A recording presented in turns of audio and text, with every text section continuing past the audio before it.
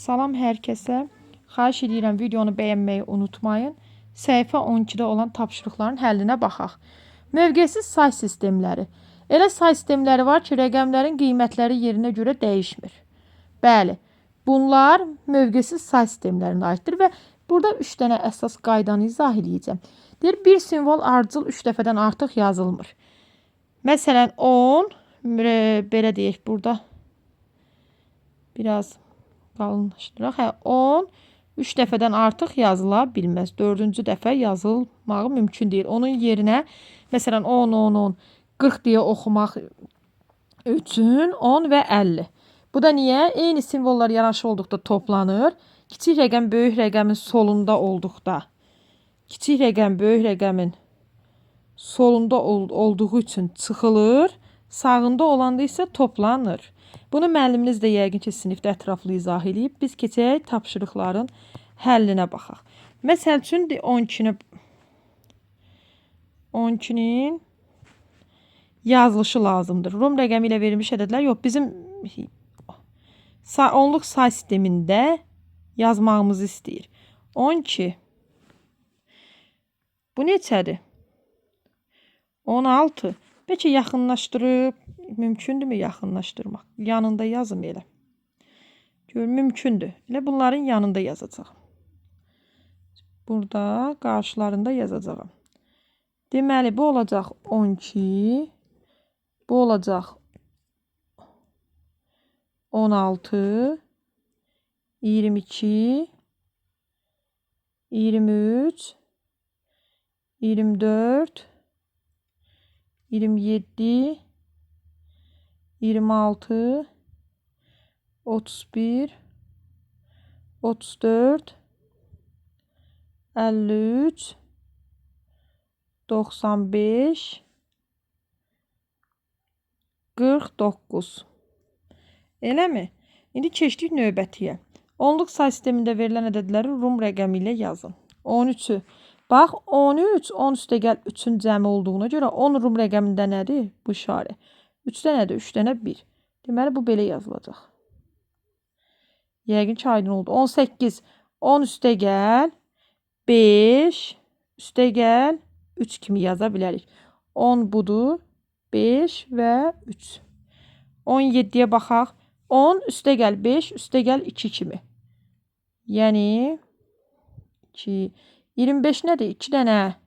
20 üstə gəl 5 kimi. 20 və 101 nədir? 100 üstə gəl 1. 100 C-dir. Bu da 1. 28. 20 üstə gəl 5, üstə gəl 3 kimi yaza bilərik. 29. 20 üstə gəl 5. Yox. 20 üstə gəl 9-u yazmaq üçün bir rəqəmi və bir də onluq. Onun solunda olduğuna görə. Çünki biz bunu 5 üstə gəl 4 kimi yaza bilmərik. 4 burada neçədə? 3 dənə 1-dir. Biz də demişdik ki, eyni simvol 3 dəfədən artıq təkrarlana bilməz. Ona görə bu şəkildə yazmaq olmaz. Sonra 52-yə baxırıq. 52 nəyə bərabər olar? 50 budur. Üstə gəl 2 kimi. 54 bəs 4 yazmaq olmaz. Ona görə də bunu 1 sonra 5. 147 necə? 147 bərabər olacaq. Bunu elə yerdən yazım görünsün. Yəqin ki, bunlara aydın olub pozuram. 147 100. 100 C-dir.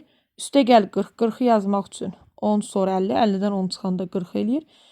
100 üstə gəl 40. Üstə gəl 5. Üstə gəl 2 kimi yazıldığına görə 147 bu şəkildə yazıla bilər.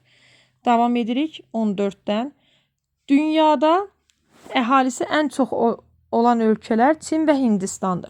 2022-ci ildə Hindistan əhalisi təqribən deməli bunu belə oxuyacağıq. Təhlik, minlik, milyonluq, milyardlıq. Deməli nədir bu? 1 milyard. 1 milyard oxu şəkli budur. 1 milyard 402 milyon. Bu aydın oldu. 402 milyon. Bu bunun oxunma şəklidir. Bir dəqiqə bunu səliqəli yazım. Hə, oxunma şəklidir. Bunu soruşmur, sadəcə yazdıq. Bu ədəddə milyonluqların sayını, bu ədədin özünü yazaq.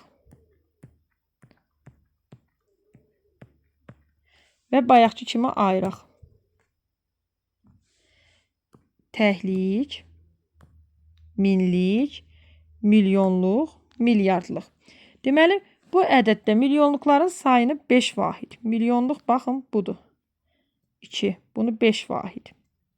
Sonra 10 milyonluqların sayını isə 4 vahid. 10 milyon hansıdır? Burada 0'da 10 milyon. Bunu da 4 vahid artırmamızı istəyir. Çinin əhalisinin sayı alınır. 2022-ci ildə Çinin əhalisi nə qədər olmuşdur? Onda 2022-ci ildə Çinin əhalisi olacaq. Bəlkə bir dəqiqə. Elə bax burada yazacaq. Deməli 1, 4 olduğu kimi qalıb. 0'ın yerində 4 gəlinib 4 yazılıb. 2'nin üstünə 5 gəlinib 7 olub. Qalandakı 6 dənə də 0 bunun ardınca. Nə qədər oldu Çinin əhalisi? Təhlik, minlik, milyonluq, milyardlıq. 1 milyard 447 min əhalisi.